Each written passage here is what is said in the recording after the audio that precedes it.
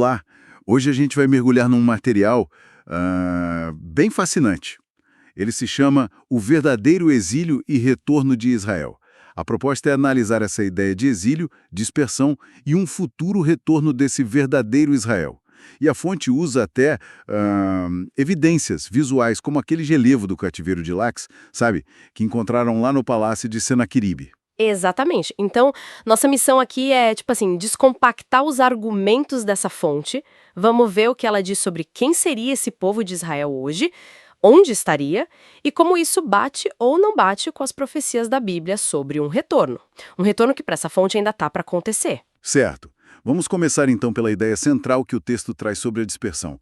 A fonte argumenta que essa diáspora global dos israelitas, que a gente vê em Deuteronômio 28:64 e 32:26 também, né, foi uma consequência direta por não terem seguido as leis divinas. Isso. E a implicação disso na visão do texto é bem forte, né?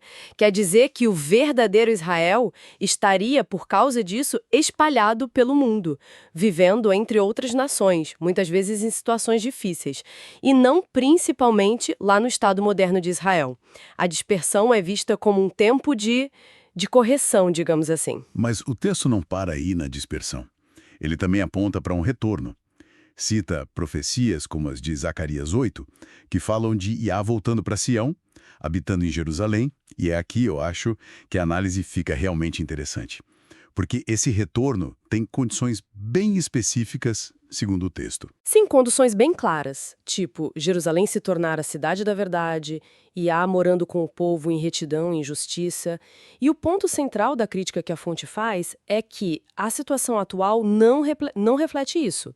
O texto aponta para o secularismo e também para o que ele vê como o segmento do Talmud, né, as leis rabínicas, em vez da obediência estrita à Torá original, a lei mosaica. Para essa fonte, isso mostra que o retorno da profecia ainda não aconteceu, é futuro. E essa visão dá muita ênfase ao fato de que o retorno não seria uma coisa humana, mas sim divina. O texto cita Ezequiel 20, descrevendo Iá reunindo o povo com mão forte, sabe? Num processo que separaria os rebeldes, seria quase um segundo êxodo, bem diferente de eventos históricos como, sei lá, a Declaração Balfour.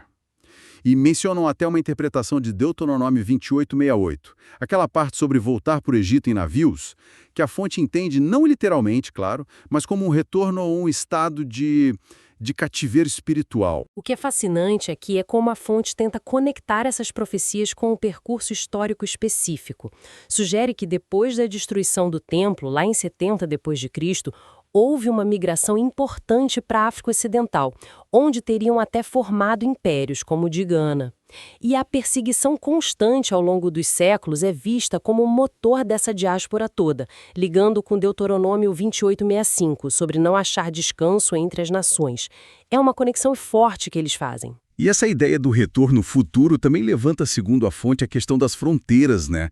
O texto compara as fronteiras de Israel hoje com a descrição lá de Gênesis 15:18, que vai do Nilo até o Eufrates, sugerindo que essa promessa maior só se cumpriria nesse retorno futuro. Mas como isso se liga com a condição do povo em si? A ligação principal que o texto faz é com o arrependimento. Está lá em Deuteronômio 30, versos 1 a 5. A obediência sincera às leis de Yahweh é colocada como pré-requisito mesmo, indispensável para que ele próprio reúna o seu povo de todas as nações por onde foram espalhados. Ou seja, o retorno depende dessa virada espiritual coletiva. Agora, a gente chega num ponto bem específico, e é importante a gente frisar, né? Essa é a alegação da fonte que estamos analisando. É a questão da ancestralidade. O material sugere que muitos judeus de hoje descenderiam de Jafé, um dos filhos de Noé, e estariam habitando temporariamente as tendas de Sem, baseado numa interpretação de Gênesis 9:27.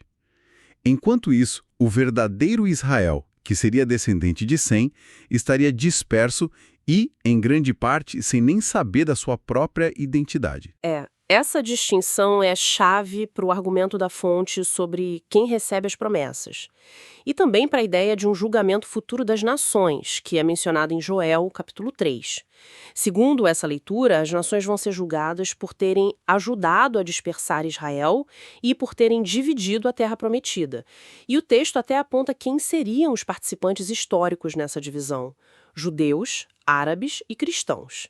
Isso, claro, levanta umas questões bem importantes sobre as implicações dessa visão hoje em dia, né? E para fechar esse quadro do retorno futuro, a fonte ainda fala da necessidade de purificar a terra.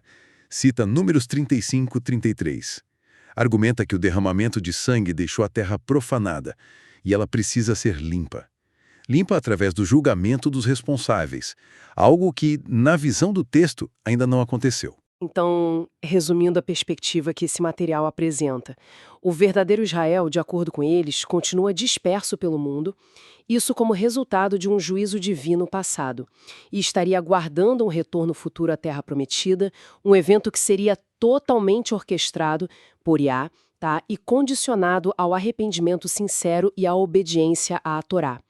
Esse retorno envolveria também o julgamento das nações e a purificação da terra. Então, o que a gente leva disso tudo? Fica talvez uma reflexão final, né? Provocada por essa análise toda.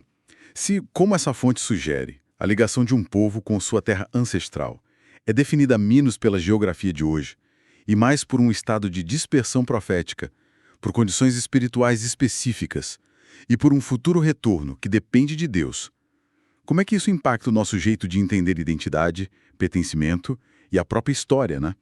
É algo para se pensar. Ele renova as tuas forças, como a águia a voar, te leva acima da prova, faz você triunfar, voa nas alturas, nas asas da fé, o Senhor te sustenta, jamais te deixará. Confia e espera, não vai desistir. O Senhor, Deus de Israel, é quem cuida de ti. O Senhor cuida de ti. O Senhor cuida de ti.